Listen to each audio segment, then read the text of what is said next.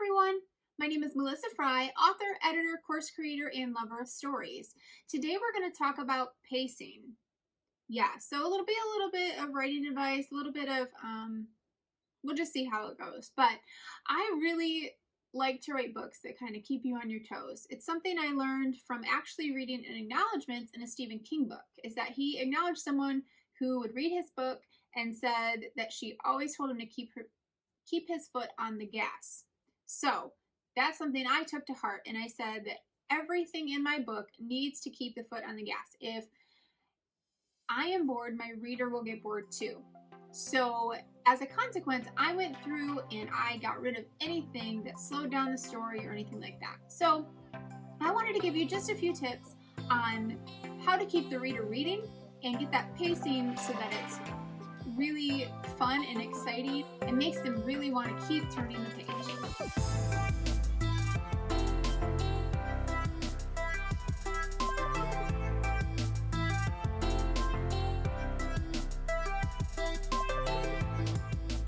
So one thing is that synonyms help pacing. You don't want to use the same words or same phrases over and over and over, especially not close to each other. Now, some things, there is an argument to be made for certain phrases or synonyms if there's a purpose for it. So for example, in my second book, I use the phrase "even if it killed her," and I found that I was using it a lot of different times. But I think, and I'm still in the editing process, but I think that I'm going to keep it in because it's kind of like goes back to, it's intentional. It goes back to even if it killed her, and there's all different situations for why she would think that. So there can be reasons to use it. Now, of course, I'm not doing this every paragraph. This is like 3 or 4 times in the whole book. But it's still a fun thing to consider and think about. So, but for the most part, you want to use synonyms to get your point across. If you have someone think something, they should say something a little bit different.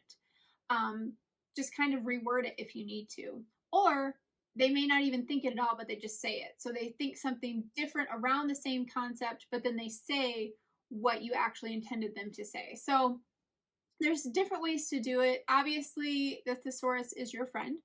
I use the thesaurus a lot while I'm writing and editing. So definitely use synonyms. Have some fun with it. That's part of the fun of writing and getting to use a bunch of unique words. But like I said, when you don't want to use synonyms is for an intentional purpose. So like there's also, I gave the one example of a phrase, but there's also sometimes you want to use, if you're doing like a series, like the dog had the bone in the ball, and I don't know. Anyway, but like a series separated by commas, you want to sometimes emphasize a certain verb in the phrases. An example of this could be, I'm just trying to think off the top of my head. So here's an example of this from my first book, The Secret of the Codex. So I'm just going to read it to you. This was a war, and in war there are casualties. This was a war, and in war there are sacrifices. This is war. And he decided that very moment that he would do whatever it took. He would fight, and he would win, no matter the cost. So you can see I repeated "this is war" several times, and that was for a purposeful effect. So it's just a fun thing to do.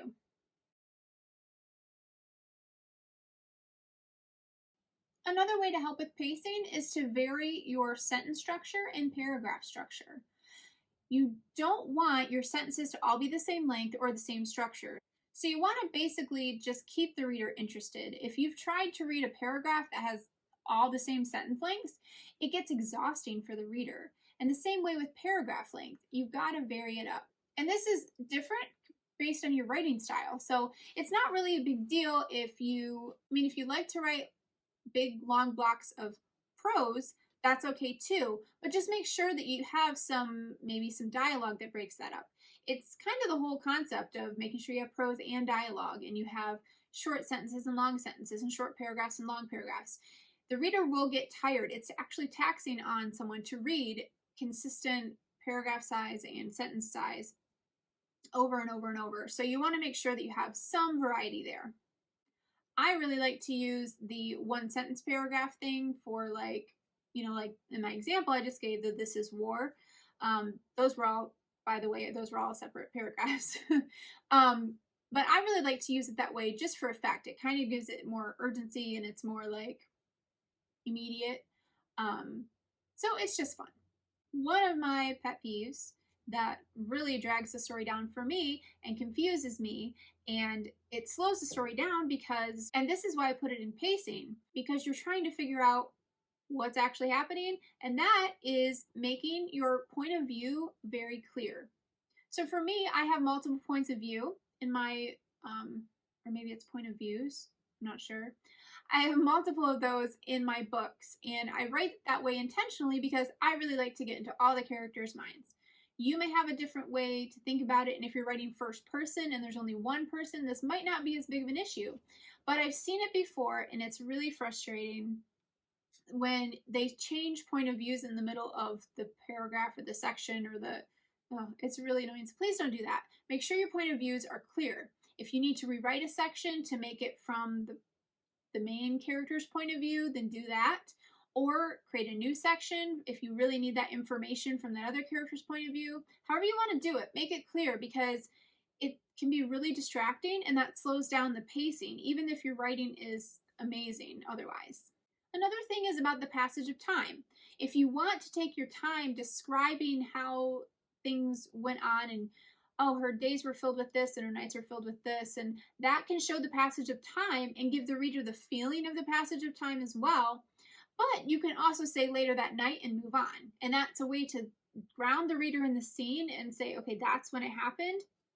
But you don't dwell on it. You can get right to the prose and right to the actual scene and the story itself. And then it won't slow things down. So be mindful of timing. This is one that I actually like outline when I'm doing the editing process, is like, this happened this at noon. Even though I don't say it in my book, like I still will write out, this is this day at noon, this is the next day at 3 p.m. or whatever, or just general ideas, so that I know that I'm on track for where I am in the book, because I don't want it to suddenly be 3 days later and there's only one night represented. They went to sleep and woke up 3 days later. That doesn't make sense. So just make sure that you're not confusing the reader with that. Give them enough information that they can stay with you in the plot, but don't give them so much that it slows things down. So it's about finding that balance, but it's a good thing to consider. And another thing is foreshadowing. Foreshadowing is amazing for pacing. If you do it right, and this will take a lifetime to learn for all of us, but if you do foreshadowing right, you can briefly throw it in, just a hint of it, and it's enough that the reader subconsciously catches that it's foreshadowing, but they maybe read right over it and go on to the next thing, and they don't even realize that you foreshadowed something that happens later on until they see that thing, and you're like, oh, I knew that was going to happen, even though they didn't consciously know it. So foreshadowing, again, is a lifelong learning thing, but if you really can get it right, it will really help with pacing. So some people want to throw in a lot of foreshadowing, and then it's like, okay, you hit us over the head with it. It's really obvious what's going to happen now. So try to avoid that if you can. The last thing is backstory. And that's a huge thing. And it's tricky because sometimes certain things work and sometimes things don't. So backstory, and this is all cards on the table. I am struggling with this myself right now with my second book, because it's the second in a series called The Prophecy of the Codex, which you can see the title here behind me. It's beautiful.